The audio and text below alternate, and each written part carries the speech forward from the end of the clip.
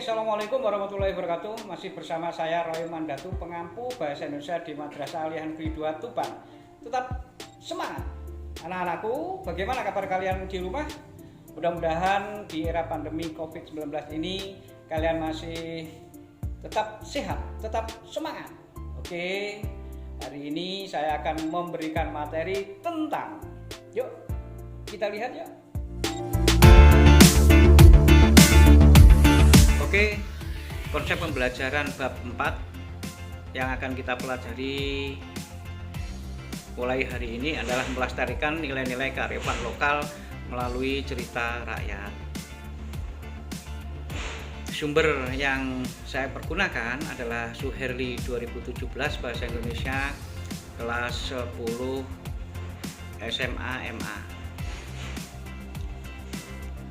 Konsep pembelajaran berdasarkan kompetensi dasar yang akan kita pelajari ada 4 seperti biasanya.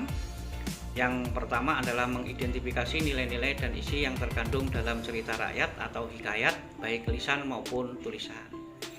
Kemudian yang kedua adalah mengembangkan makna, isi dan nilai-nilai dalam cerita rakyat atau hikayat baik secara lisan maupun tertulis dalam bentuk teks eksposisi. Selanjutnya adalah kompetensi yang ketiga, membandingkan nilai-nilai dan kebahasaan cerita rakyat dengan cerpen. Kemudian yang keempat adalah mengembangkan cerita rakyat atau hikayat ke dalam bentuk cerpen dengan memerhatikan isi dan nilai-nilainya. Mengidentifikasi nilai-nilai dan isi yang terkandung dalam cerita rakyat. Hikayat adalah cerita Melayu klasik yang menonjolkan unsur penceritaan berciri kemustahilan dan kesaktian tokoh-tokohnya. Cirinya bersifat anonim, kemudian bersifat komunal, kemudian bersifat istana sentris, berbentuk statis, dan bersifat tradisional. Selanjutnya adalah bersifat magis, bersifat didaktis, bahasa yang digunakan adalah bahasa klise, kemudian ceritanya tentang kehidupan impian, dan hikayat biasanya memiliki akhir cerita yang bahagia. Kegiatan pertama yang akan kita lakukan adalah mengidentifikasi isi pokok cerita hikayat dengan bahasa sendiri.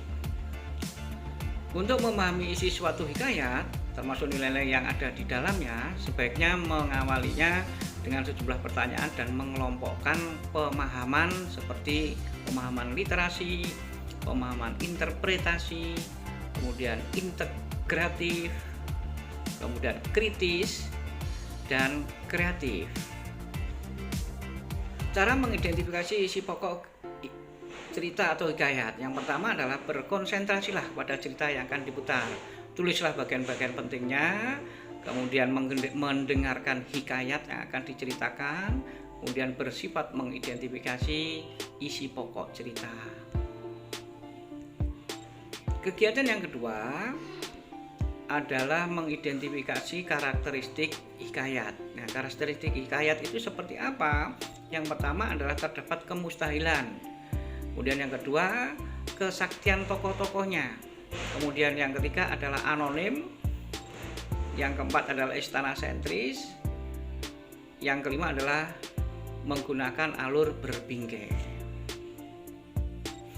Kemudian kegiatan yang ketiga adalah mengidentifikasi nilai-nilai dalam hikayat. Nilai-nilai hikayat itu diantaranya adalah ada nilai religius, ada nilai moral, ada nilai budaya, ada nilai sosial, ada nilai edukasi, dan nilai estetika atau nilai keindahan.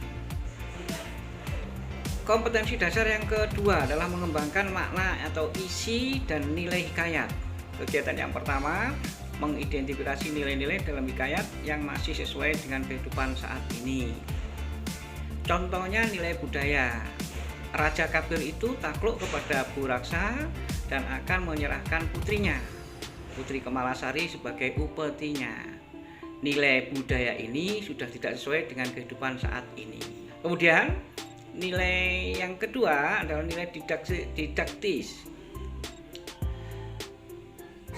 Contoh, sesudah tahu mengaji, mereka dititah pula mengaji kitab usul fikih hingga syarah, tafsir sekaliannya diketahuinya. Nah, nilai didaktis ini masih sesuai dengan kehidupan saat ini. Kemudian selanjutnya kegiatan kedua adalah menjelaskan kesesuaian nilai-nilai dalam hikayat dengan kehidupan saat ini dalam teks eksposisi. Menjelaskan teks hikayat dengan teks eksposisi, contohnya hingga saat ini menuntut ilmu, baik ilmu umum maupun ilmu agama masih relevan. Jadi kita harus bisa menuntut ilmu itu setinggi mungkin. Kemudian yang ketiga adalah membandingkan nilai dan kebahasaan hikayat dengan cerpen.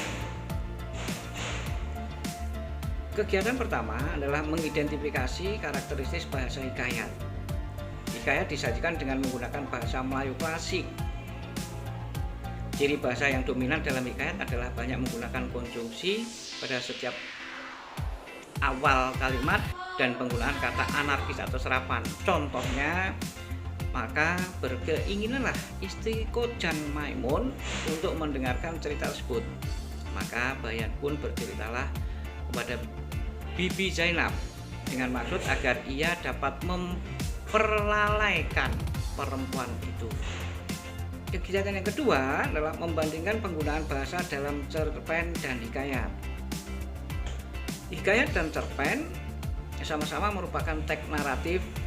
Keduanya mempunyai unsur intrinsik, yaitu tema, tokoh, penokohan, sudut pandang, latar, gaya bahasa, dan alur. Sedangkan kaidah bahasa yang dominan dalam cerpen adalah penggunaan gaya bahasa atau majas, penggunaan konjungsi yang menyatakan urutan waktu dan urutan kejadian. Contoh, majas antonomasia adalah majas yang menyebut seseorang berdasarkan ciri atau sifatnya yang menonjol.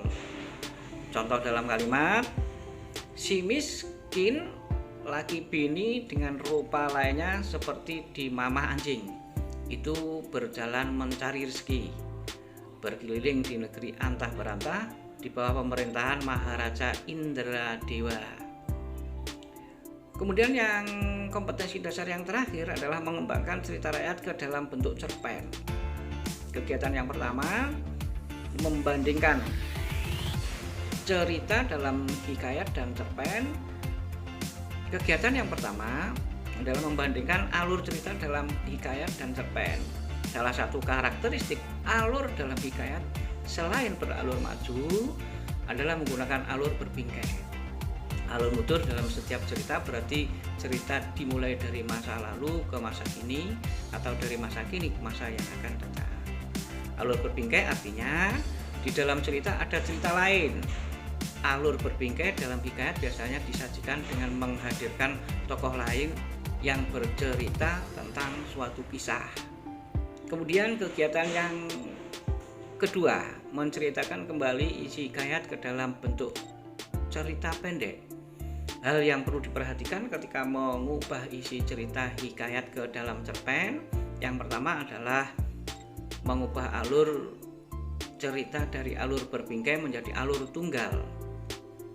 Yang kedua, menggunakan bahasa Indonesia yang baik dan benar, kemudian menggunakan gaya bahasa yang sesuai, tetap mempertahankan nilai-nilai yang terkandung di dalam hikayat. Itulah 4 kompetensi dasar yang akan kita pelajari pada teks hikayat nanti. Oke, sampaikan salam saya kepada orang tua. Jangan lupa tetap semangat, tetap sehat, dan semoga sukses. Assalamualaikum warahmatullahi wabarakatuh.